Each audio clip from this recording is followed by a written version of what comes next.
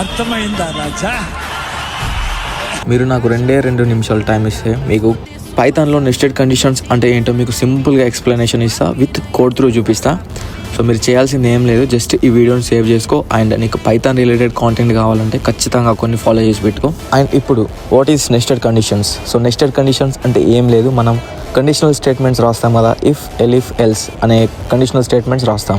So ఆ conditional స్టేట్మెంట్స్లో మళ్ళీ conditions పెడితే మనం దాన్ని నెస్టెడ్ కండిషన్స్ అని అంటాం, రైట్? సో మీరు ఇప్పుడు కోడ్ త్రూ ఎక్స్ప్లెనేషన్ ఇస్తాను మీకు. సో జనరల్లీ కండిషనల్ స్టేట్మెంట్స్ అంటే ఏంటో తెలుసు మనకు, నేను చాలాసార్లు మన వీడియోలో ఎక్స్ప్లెయిన్ చేసిన. సో నెస్టెడ్ కండిషన్స్ అంటే ఏం లేదు, మనం కండిషన్స్ రాస్తాముగా, ఆ కండిషన్ లోపల మళ్ళీ కండిషన్స్ పెడితే దాన్ని నెస్టెడ్ కండిషన్స్ అంటాం, రైట్? సో మీరు ఇక్కడ కోడ్లో చూస్తే నమ్ అనే వేరియబుల్ క్రియేట్ చేసి కండిషన్ పెట్టిండు, ఇఫ్ పెట్టిండు అండ్ ఎల్స్ పెట్టిండు. సో ఇవి కామన్ కండిషనల్ స్టేట్మెంట్స్, ఇవి కామన్.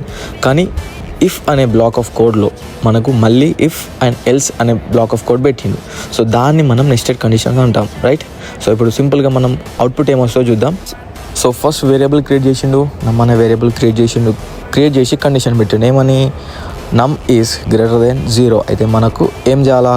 కండిషన్ ట్రూ అయితే మాత్రమే ఆ లోపల ఉన్న బ్లాక్ ఆఫ్ కోడ్ ఎగ్జిక్యూట్ అవుతుందని మీకు ప్రీవియస్ వీడియోలో చాలాసార్లు చెప్తున్నా, రైట్? సో కండిషన్ ట్రూ కదా, సో లోపలికి వెళ్ళి మళ్ళీ ఇఫ్లో ఉన్న బ్లాక్ ఆఫ్ కోడ్ ఎగ్జిక్యూట్ అవుతుంది, ఓకేనా?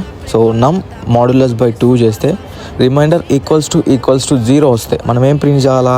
పాజిటివ్ ఈవెన్ నెంబర్ అనేది ప్రింట్ చేయాలా, లేకపోతే ఏం ప్రింట్ చేయాలా?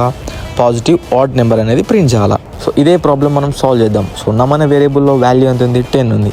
So 10 is greater than 0, condition అనేది ట్రూ. సో లోపలికి వచ్చి 10 మాడ్యులస్ బై 2 చేస్తే ఈక్వల్స్ టు 0 వస్తుందా? వస్తుంది, 0 వస్తుంది. అప్పుడు మనకు కండిషన్ ట్రూ అయింది కాబట్టి మనం ఫస్ట్ స్టేట్మెంట్ అనేది ప్రింట్ అవుతుంది. ఏమని? పాజిటివ్ ఈవెన్ నెంబర్ అనే స్టేట్మెంట్ అనేది ప్రింట్ అవుతుంది, రైట్? అండ్ మీరు ఇక్కడ కింద అవుట్పుట్ చూస్తే పాజిటివ్ ఈవెన్ నెంబర్ అనేది అవుట్పుట్ కింద వస్తుంది.